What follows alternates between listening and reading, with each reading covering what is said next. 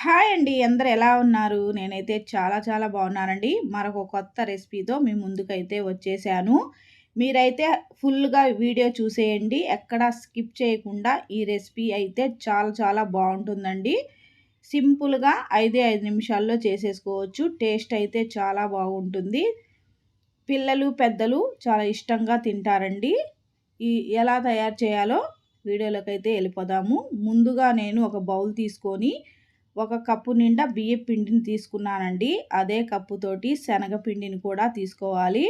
అలాగే 2 టేబుల్ స్పూన్ల వరకు బొంబాయి రవ్వను కూడా వేసుకోవాలండి. తర్వాత సన్నగా తరిగిన పచ్చిమిర్చి, కలర్ కోసం కొద్దిగా పసుపు, అలాగే జీలకర్ర, మనం పచ్చిమిర్చి కట్ చేసి వేసాం కదండి, కారం కూడా చూసి వేసుకోండి. నేనైతే టేబుల్ స్పూన్ కారం వేసాను. అలాగే ఒక కప్పు నిండా కొత్తిమీరను కూడా తీసుకొని మొత్తం కలిసేటట్టుగా కలుపుకుందామండి. ఈ కొత్తిమీరకు బదులు మీరు పాలకూర అయినా వేసుకొని చేసేసుకోవచ్చు. చాలా టేస్టీగా ఉంటాయి. చూడండి, మొత్తం కలిసేటట్టుగా కలుపుకుందాము. తర్వాత ఇంకొద్దిగా నీళ్లు పోసుకొని కలుపుకుందామండి. దోశ పిండిలాగా రావాలి. ఉండలు లేకుండా ఇలా బాగా కలుపుకోవాలండి.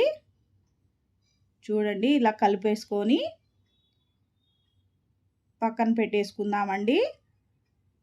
చూడండి, ఇలాగ ఉంటే సరిపోతుంది.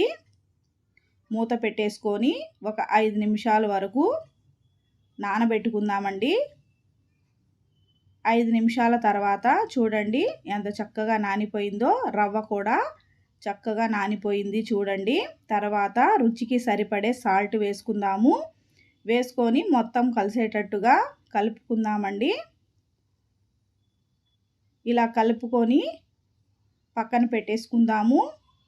తర్వాత స్టవ్ ఆన్ చేసుకొని దోశలు వేసే ప్యాన్ అయితే పెట్టేసుకుందామండి. వేడెక్కిన తర్వాత ఇలాగా 2 స్పూన్లు వేసుకొని దోశలాగా వేసుకోవాలండి.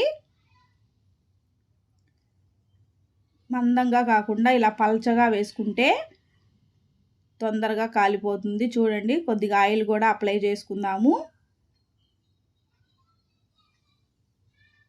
2 పక్కల గోల్డెన్ కలర్ వచ్చేంత వరకు ఇలా కాల్చుకుందామండి. చూడండి, రెడీ అయిపోయింది. ఇంకొకటి కూడా వేసి చూపిస్తాను. అలాగే పిండిని వేసుకొని పల్చగా దోశలాగా వేసుకుందామండి. జీలకర్ర వేసాం కాబట్టి అరుగుదల కూడా తొందరగా అరిగిపోతుందండి.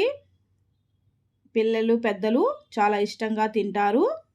ఈ వీడియో కనుక మీకు నచ్చినట్లయితే లైక్ చేయండి, షేర్ చేయండి, కామెంట్ చేయండి, హైప్ చేయండి. మరొక కొత్త వీడియోతో కలుసుకుందాం friends. Thank you for watching. చిన్న లైక్ ఇవ్వడం మర్చిపోకండి. బాయ్.